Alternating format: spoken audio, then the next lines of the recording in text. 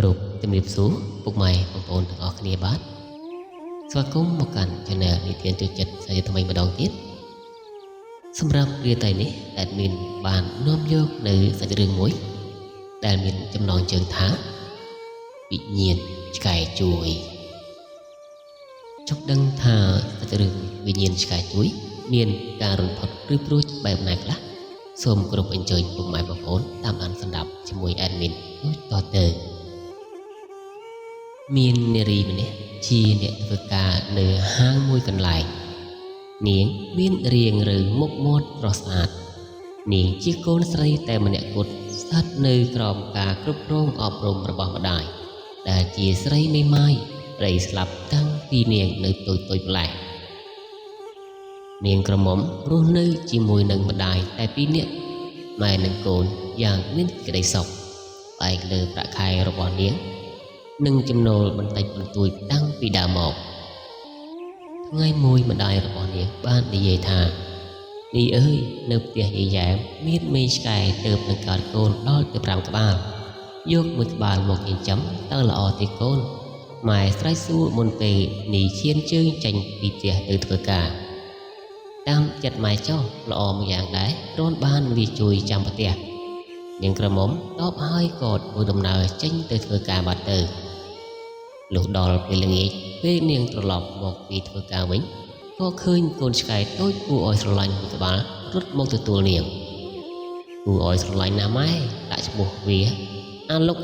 តែម្ដងទៅម៉ែព្រោះវាឆ្កែច្បូនថ្ងៃខែចេះតែកន្លងផុតទៅអាលុកធំពេញរូបរាងវាជាឆ្កែឆ្លាតណាស់ទើបធ្វើឲ្យម្ចាស់ស្រឡាញ់ពេញចិត្តវាយ៉ាងខ្លាំងនាងនេះតែងមាននំបន្តិចបន្តួចផ្ញើវារាល់ថ្ងៃមិនដែលខានជារៀងរាល់ព្រឹកអាលុកតែងតែជូនដំណើរនាងនេះទៅឡើងរថយន្តក្រុងនិងរងចាំទាល់តែម្ចាស់វាបានឡើងរថយន្តក្រុងទើបអាលុកត្រឡប់មកផ្ទះវិញលុះដល់ពេលនាងនេះត្រឡប់មកពីធ្វើការអាលុករត់ទៅទទួលដល់កន្លែងចុះពីលើរថយន្តតែម្ដងដើម្បីជូនដំណើរត្រឡប់ពីផ្ទះវិញវាតែងតែធ្វើដូច្នេះរាល់ថ្ងៃមិនដែលខានរហូតអ្នកជិតខាងនៅម្ដុំនោះសរសើរស្រឡាញ់ចូលចិត្តវាគ្រប់គ្នាអស់រយៈពេល1ឆ្នាំកន្លងផុតទៅឆ្នាំនេះមានទទួលតំណែងខ្ពស់ជាងមុនទើបធ្វើឲ្យនាងនេះមានការងារកាន់តែច្រើនឡើងនាងត្រឡប់មកផ្ទះយប់ជាងធម្មតាអាលុកដេកចាំម្ចាស់វាមិនដែលខានទោះបីជាយប់យ៉ាងណាបើមិនឃើញម្ចាស់វាទេវាមិនទៅផ្ទះមុនជាដាច់ខាតនេះជាថ្ងៃបំណាច់ឆ្នាំនៅកន្លែងធ្វើការមានរៀបចំពិធីជប់លៀងនាងនេះត្រូវត្រឡប់មកផ្ទះវិញយប់ជាងធម្មតា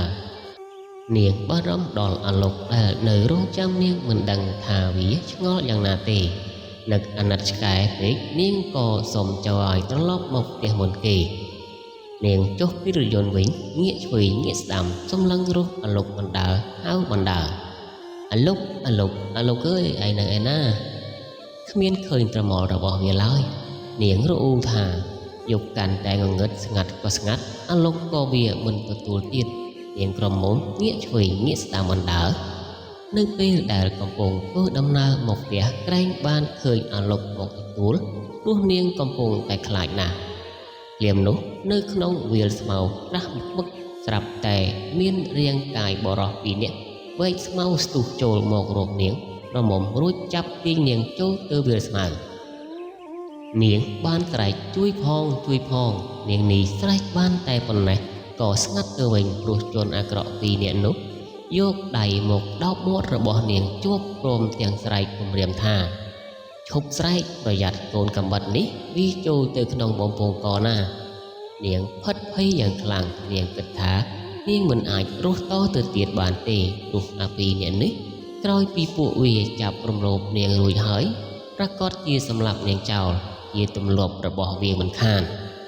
នៅពេលអាចោពីរនាក់នោះចាប់ផ្ដើមចាត់ការរំលោភនាងក៏ស្រាប់តែឮសំឡេងឆ្កែព្រុសឡើងយ៉ាងសង្ឃុកអាលុកនាងនេះស្រែកចេញមកដោយក្តីរីករាយអាលុកខំត្របាក់ជនអាក្រក់ទាំងពីរនាក់ដាច់សរសៃទាំងដុំរហូតឈាមចូលខ្លួនសំឡេងស្រែក lô la tiếng chạy tiếng mนุษย์បានលឺដល់អ្នកចិត្តខាងនៅម្ដុំនោះនាំគ្នាផ្អើលរត់មកជួយចាប់ជនអាក្រក់ទាំងពីរនាក់នោះបានពួកវាស្រែកធ្ងោព្រោះឈឺទាំងចង្គោមឆ្កែដែលបានខំពួកវាឡើងសោះដាច់ពេញខ្លួនតែម្ដងនាងក្រមុំងាករកអលុកដោយក្តីបារម្ភព្រោះឃើញពួកចោរចាក់ត្រូវពីរបីកំបិតដែរនាងនេះស្រែករកឆ្កែទាំងទឹកភ្នែកអលុកអើយទៅណាហើយប្រសិនជាមិនបានអលុកជួយខ្ញុំទេមិនដឹងជាយ៉ាងណាឡើយពេលនោះមានអ៊ំម្នាក់នៅក្បែរផ្ទះប្រាប់ថាអលុកត្រូវរថយន្តបុកងាប់តាំងពីម៉ោង3រសៀលមកម្លេះនៅពេលវាមកឈរចាំនាងនេះត្រឡប់មកពីធ្វើការវិញ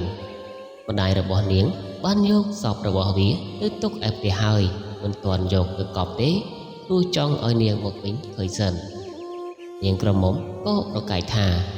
មិនពិតទេអ៊ំអលុកបានមកជួយខ្ញុំអំបាញ់មិញប្រកាសណាស់មើលចុះអាពីរអ្នកនោះត្រូវអលុកខំឡើងសោះសាច់អស់ហើយវាប្រកាសជានៅផ្ទះខ្ញុំទៅមើលវាហើយនិយាយចប់នាងនេះរត់ទៅផ្ទះយ៉ាងលឿនពេលទៅដល់នាងប្រញាប់ស៊ូទៅម្ដាយថាម៉ែអលុកទៅណាហើយម៉ែក៏បានប្រាប់ថាវាងាប់បាត់ហើយកូននោះសពរបស់វានៅក្រោមដើមស្វាយឯណោះនាងនេះត្រែកយំយ៉ាងខ្លាំងស្ទុះរត់ទៅមើលឃើញវាងាប់មែនដេកឡើងរឹងខ្លួនទៅហើយ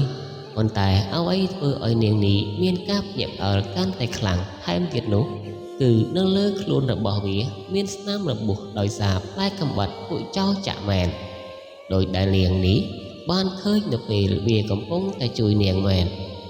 នាងបានត្រឹមតែឆ្ងល់តែម្នាក់ឯងព្រោះវាជារឿងមិនគួរឲ្យជឿកើតឡើងពេលនោះនាងប្រកាសហើយថាវាគឺជាវិញ្ញាណអលុកដែលបានមកជួយនាងជាលើកចុងក្រោយនាងគឺពិតជាមានការសោកស្ដាយយ៉ាងខ្លាំងព្រោះឆ្កែសម្លាញ់ចិត្តរបស់នាងត្រូវបាត់បង់ជីវិតទៅហើយបាទពុកម៉ែបងប្អូនទាំងអស់គ្នាសាច់រឿងរបស់យើងក៏បានឈានចូលមកដល់ទីបញ្ចប់ត្រឹមតែប៉ុណ្ណេះនេះគឺពិតជារឿងដែលមិនគួរឲ្យជឿថាព្រលឹងរបស់ឆ្កែគឺអាចមកជួយសង្គ្រោះជីវិតម្ចាស់របស់វាបានជាចុងក្រោយ admin ក៏សូមអរគុណដល់ពុកម៉ែបងប្អូនទាំងអស់គ្នាដែលបានចំណាយពេលវេលាតាមដានស្ដាប់នៅសាច់រឿងរបស់ admin បាន